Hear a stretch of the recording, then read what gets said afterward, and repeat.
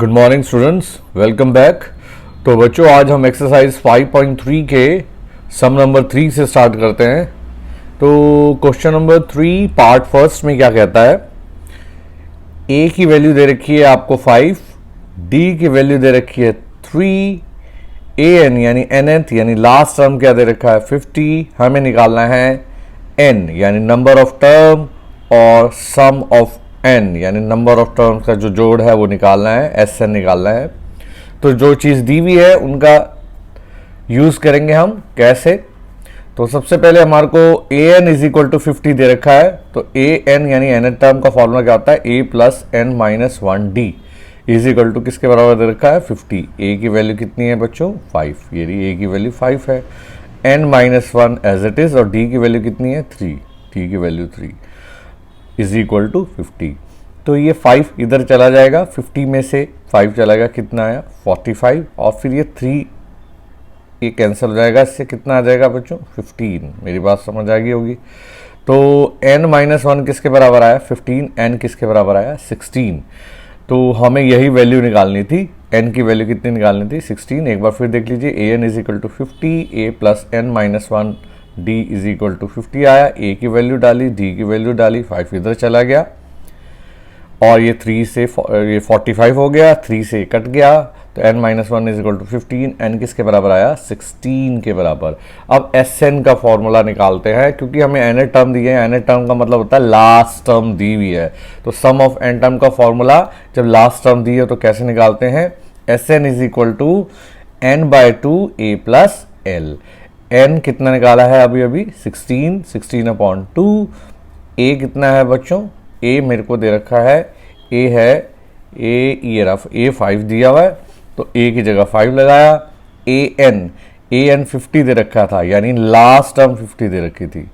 तो 16 अपॉन 2 8 को 55 से मल्टीप्लाई किया, तो s 16 n की जगह 16 लगाया था, तो कितना है 440। ये वाला पार्ट समझा देता हूँ। हमें एस एन भी निकालने के लिए कहा है, सम ऑफ एन टर्म का फॉर्मूला आपकी बार क्या लगाएंगे, एन अपॉन 2 ब्रैकेट में ए प्लस एल, क्योंकि हमें लास्ट टर्म यानी एन टर्म दी हुई थी। तो एन की जगह क्या लगाया 16, यहाँ एस 16 अपॉन 2, ए की जगह 5, और ए एन यानी लास्ट टर्म कितनी दे रखी थी 50 प्लस 5 55, और ये 8, ये कितना आ गया 440। नेक्स्ट हम देखते हैं थर्ड पार्ट देख रहे हैं हम थर्ड पार्ट करेंगे। तो थर्ड पार्ट क्या कहता है, थर्ड पार्ट कहता है हमारे को कि हमें ये दिया हुआ है, हमें दिया है 12th टर्म दिया है, 12th टर्म दी हुई है, डी दिया हुआ है, हमें S12 और A निकालना है। अब जो चीज़ दी हुई है उसका यूज़ करेंगे सबसे पहले हम।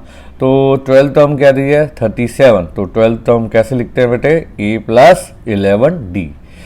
12th कैसे लिखते हैं term, a plus 11d is equal to 37। d की वैल्यू किसके बराबर है 3, तो d की वैल्यू यहाँ लगा दी 3, 33 आ गया, ठीक है, 11 3 33, 37 में से 33 गया कितना है 34, ठीक है। a की वैल्यू किसके बराबर आ गई 4 के बराबर। a12 ऐसे लिखते हैं a प्लस 11d किसके बराबर दे रखा है 37, d की वैल्यू कितनी है 3, 11 3 33, 37 में से 33 गया, a की वैल्यू क्या आ गई 4। उसके बाद हमें ये कहा, हमें ये S12 निकालने के लिए कहा है, S12। तो Sn का फॉर्मूला क्या होता है, Sn का फॉर्मूला होता है, S12 का मतलब है A12। अब ये लास्ट ही टर्म हुई है ना, जब S12 टर्म करने के लिए कहा है और 12th टर्म ही दे रखी है, तो इसका मतलब मैं क्या लगाऊंगा, Sn का formula n upon 2 a plus L. Last term जब डी हो तब मैं ये फॉर्मूला लगाता हूँ सम ऑफ एन टर्म का।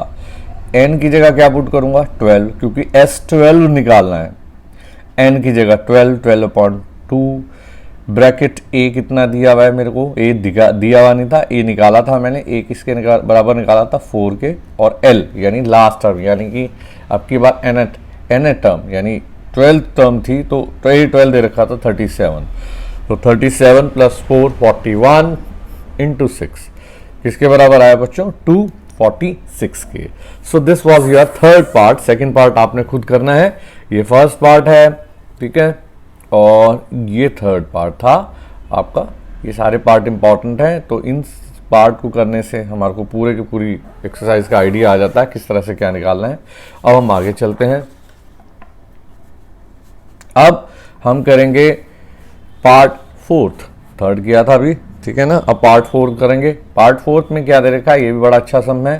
पार्ट फोर्थ में हमारे को दे रखा है कि A15, हमारे को A15 दिया हुआ है, S10 दिया हुआ है, A15 दे रखा है, A थर्ड टर्म क्या दे रखा है बच्चों, 15 दे रखा है, और सम ऑफ 10 टर्म क्या दे रखा है, 125 D, और A10 यानी 10th टर्म आपको निकालना है।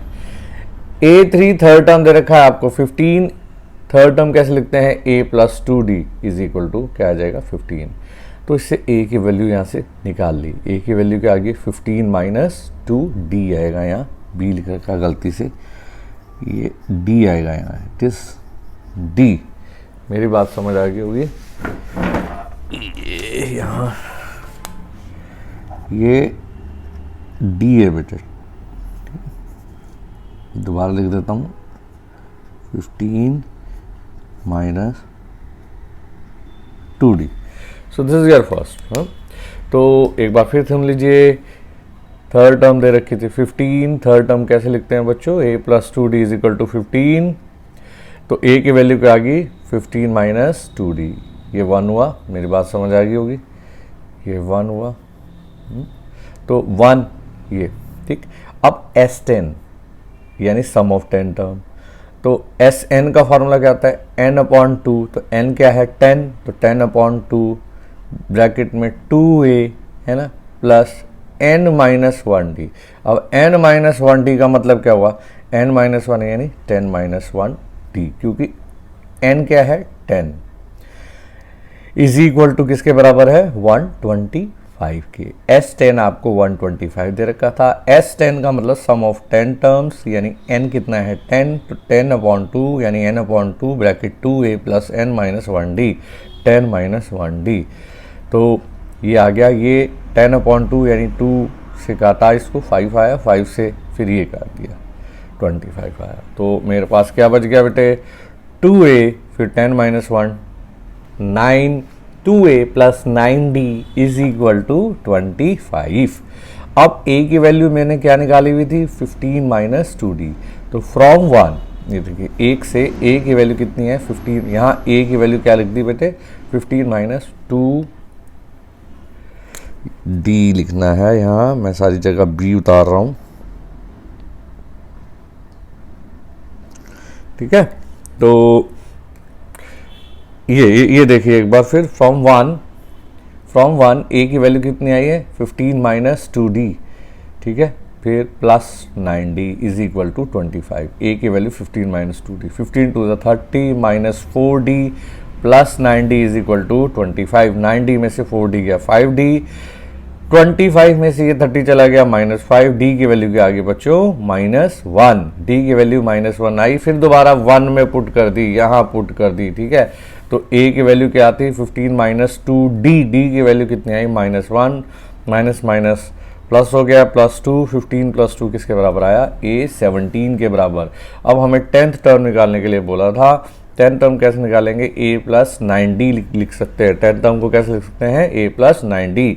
a किसके बराबर है, 17 के बराबर, और d किसके बराबर है, -1 के बराबर। तो 17 में से 9 गया 8, तो 10th टर्म क्या निकली बेटे, 8। एक बार फिर इस सम को देख लीजिएगा, थर्ड टर्म आपको दी थी 15, थर्ड टर्म कैसे लिखते हैं, a + 2d = 15। तो a की वैल्यू क्या आ गई, 15 - 2d। उसके बाद S10 यानी सम ऑफ 10 टर्म दिया हुआ था, तो n/2 यानी 10/2 ब्रैकेट 2a प्लस n-1 यानी 10 - 1d = 25। 2 से ये 10 को कैंसिल कर दिया, 5 आया, 5 से इसको काट दिया, 2a + 9d आ गया मेरे पास। मेरी बात समझ आ गई है। अब a की वैल्यू मेरे पास क्या थी, 15 - 2d, यहाँ 15 - 2d लिख दिया, तो ब्रैकेट ओपन किया, तो ये आया 30 - 4d + 9d = 25, 5d = -5 आया सॉल्व करके। d की वैल्यू कितनी आई, -1, d की वैल्यू -1 यहाँ पुट कर दी, ये देख लीजिए यहाँ। तो ये किसके बराबर आ गया, ए 17 के बराबर आ गया। हमारे को 10th टर्म निकालने के लिए कहा था, 10th टर्म कैसे निकलती है, ए प्लस 9d। ए कितना है 17 और प्लस और डी कितना है -1, 17 में से 9 गया 8, तो 10th टर्म कितनी निकली 8। उसके बाद आपको ये वाला सम में नेक्स्ट सम देखिए, नेक्स्ट सम क्या कहता है, सेकंड टर्म आपको दी हुई है 8, सॉरी गलत बोल रहा हूँ मैं, फर्स्ट टर्म आपको दी हुई है 2 है ना, यानी फर्स्ट टर्म दी हुई है आपको 2, डिफरेंस कितना दे रखा है 8, सम ऑफ एन टर्म कितना दे रखा है 90, और एन और ए एन आपको निकालना है। a इज इक्वल टू 2, यानी फर्स्ट टर्म किसके बराबर दे रखी है 2 के, डिफरेंस की दे रखा है कॉमन डिफरेंस 8, Sn 90, n और an निकालना है। अब Sn इज इक्वल टू 90, यानी सम ऑफ एन टर्म का जो जोड़ है वो किसका दे रखा है 90 के बराबर दे रखा है। तो फॉर्मूला क्या होता है सम ऑफ एन टर्म का, n/2, 2a किसके बराबर है 2 के, तो 2a प्लस n-1d, d किसके बराबर है 8 इज इक्वल टू 90। तो मैंने इनमें से 2 कॉमन निकाल लिया, ये देखिए ये 2 है, ये भी 2 का मल्टीपल है, 2 कॉमन निकाल लिया, ये निकाल लिया 2, यहाँ क्या बच गया ब्रैकेट के अंदर 2, एक 2 बच गया, प्लस n-1 8 की जगह क्या बच गया 4 इज इक्वल टू 90। ये 2 से 2 कैंसिल हो गया, मेरे पास क्या बच गया n और ब्रैकेट में 2 और फिर ये वाला छोटा ब्रैकेट खोला plus 4n-4 is equal to 90। तो मेरे पास क्या आ गया बच्चों, n को 4n से किया कितना है 4n स्क्वायर, ठीक है, 2 में से 4 गया -2 को n से किया -2n और 90 इधर आ गया, ठीक है। तो ये इक्वेशन ये बन गई 4n square -2n -90 is equal to 0। एक बार फिर देख लीजिए, सम ऑफ एन टर्म 90 दे रखा था, यानी n/2, 2a 2 दे रखा है, प्लस n-1d, d 8 दे रखा है, 2 कॉमन निकाला, 2 से 2 कैंसिल हो गया, ब्रैकेट में ये बच गया, उसको n से मल्टीप्लाई कर दिया, बाहर ब्रैकेट के n था, मेरे पास ये क्वाड्रेटिक इक्वेशन आ गई। बात समझ आ गई होगी। अब हम आगे चलते हैं। अब मेरे को क्या करना है, अब मेरे को आगे सॉल्व करना है। ये इक्वेशन आई थी क्वाड्रेटिक इक्वेशन, उसमें से मेरे को क्या कॉमन निकालना,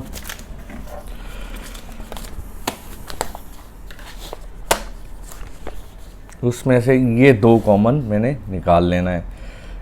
ये देखो ये 2 कॉमन मैंने निकाल लिया, ठीक है। अंदर क्या बच गया 2n स्क्वायर -n-45, ये इधर चला गया, ये था ना बचा हुआ, एक बार फिर बता देता हूँ आपको।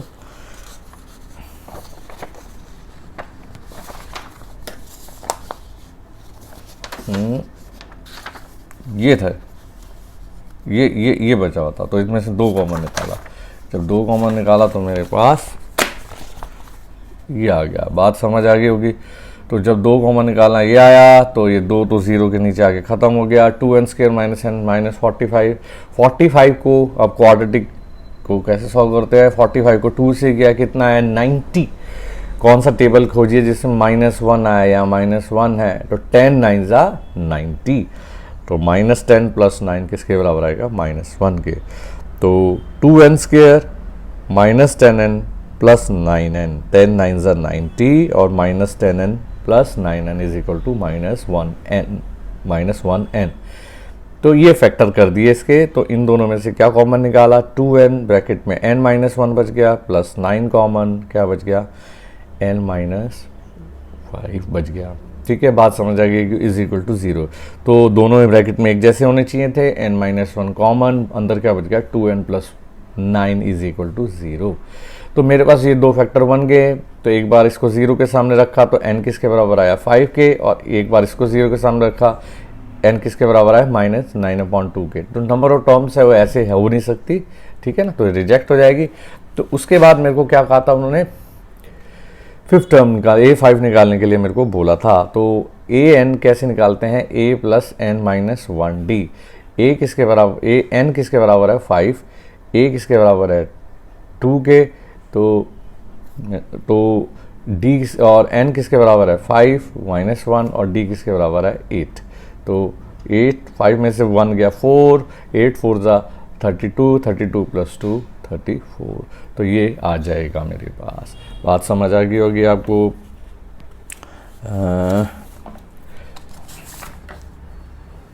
ए एन निकालने के लिए कहा था, इनफैक्ट ए एन, तो ए एन निकालने के लिए था कहा था, तो लेकिन एन निकाल लिया था 5, तो ए 5 हो गया ऑटोमेटिकली। ए 2 और डी 8 ये वैल्यू लगा के मेरे पास ए 5 किसके बराबर आया, 34 के। तो बेटा आज के लिए इतने सम बहुत हैं, कल आगे चलेंगे। जो सम आपको सॉल्व करने के लिए दिए हैं उनको आप ज़रूर सॉल्व करें। अगर एक्स्ट्रा सम मिलते हैं तो उनकी प्रैक्टिस ज़रूर करें ताकि आपकी एक्सरसाइज और अच्छी तरह आपको आ जाए। Thank you so much.